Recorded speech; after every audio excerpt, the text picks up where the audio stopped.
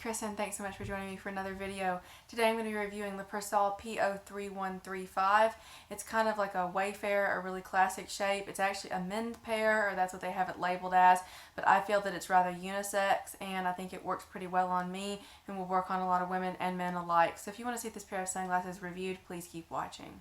Okay, so I've had kind of a rocky journey with Persol, and by that I mean I've just had a really tricky time finding the right pair for me. I don't have access to them locally, so any kind of trying them out that I've done has been ordering them, and unfortunately the pairs that I've ordered in the past just haven't worked for my face shape, and just other general issues like that just didn't feel me and didn't feel worth the money, and so on and so forth. The pair I have here I feel like is a really good fit, and I'm very, very pleased with this purchase. So first, the case is the first point of interest here. Persol has like 3 different case options that they usually they'll send you one of those 3 usually, and depending on who you buy them from. But there's this magnetic closure case that is set like this, and then you have more of a slim case, slim rectangular case where the whole top flips open and closes magnetically, and then you have another case that's really similar to a Ray-Ban case. It's just like a solid leather with no texture. Something like that, but that's the one that you don't see as often. So this is the case obviously I have here today. I like this. It's a nice hard case, very, very protective of the glasses. I also have a Persol cleaning cloth in here, which I have not opened yet, but if you can see that, there's the logo there. So here is this pair of sunglasses. It's a nice square shape.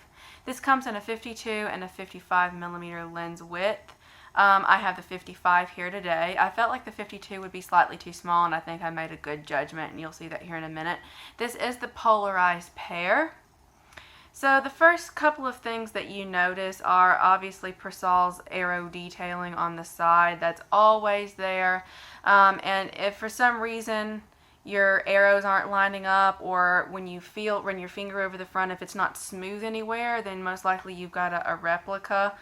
I wanted to speak really quickly about Persol replicas. I did a little bit of research just to make sure I wasn't going to get a fake.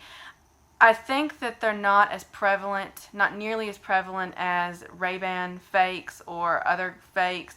Obviously there's a huge, huge business for Ray-Ban replicas, but Persol, I don't think people are as into replicating. I think it's just too costly to add a lot of the details that they have, especially the Maflecto stem system here, which I'm going to talk about in a minute. You're a lot less likely to find fakes in Persol. I'm sure they're out there, but they would probably be pretty crappily done. But I've been in a lot of discussions about that, and kind of a lot of forums about, really, are there fake Persols? Is that something that's even being considered for people? Like, is it even a good investment? Because Persol is just not in demand nearly as much as Ray-Ban. So that's kind of a topic of interest to me. If you have any comments about that, I'd be glad to hear your opinions on that down below. But so second to the arrow, you also have the signature Maflecto stem system, which basically allows the temple to move back and forth and gives you this certain level of elasticity on both sides, which means that it's going to conform itself to the shape of your head. So if your head is a little bit wider than the pair of sunglasses, no worries, because the Maflecto stem system is going to kind of bow out to adjust for that. If you Google pictures of this, in between these 2 little knots here, there's actually a spring system that allows it to bend like that. So it's really, really it's genius, and it's been one of the points that's made Persol so popular for so long. I've also found that this pair fit me the best out of all the Persols that I have tried, not just right here in like my temple area, but back here as well. When I set these on a flat surface, they're perfect. The first thing I noticed was how good the polarization is. Now, people are probably going to be like, what really is the difference? If it's polarized, it's polarized. How is one polarization better than another? But it's when you actually see the backside coat back here, you can tell. It's very nicely done. It's very hard to describe how I'm seeing quality in this, but I can just tell that it's a really heavy, high quality polarization coating back here, and it's very, very nicely done. And I can tell now why. I mean, I would rate a lot of things about Persol a lot higher than Ray-Ban, but this is another one of the things that really sticks out to me. So As for some details on the right temple, you have Persol, handmade in Italy. You have an L, then you have the European CE, and then it also says polarized. On the left temple, you have the style name 3135-S, and then you have 9558, which is the color combo. Then this pair is 55mm lens width, 19mm nose bridge, and 145mm temple length. And then 3P, I believe, has something to do with the polarization. So, I could be wrong, because I'm often wrong, so just gonna throw that out there.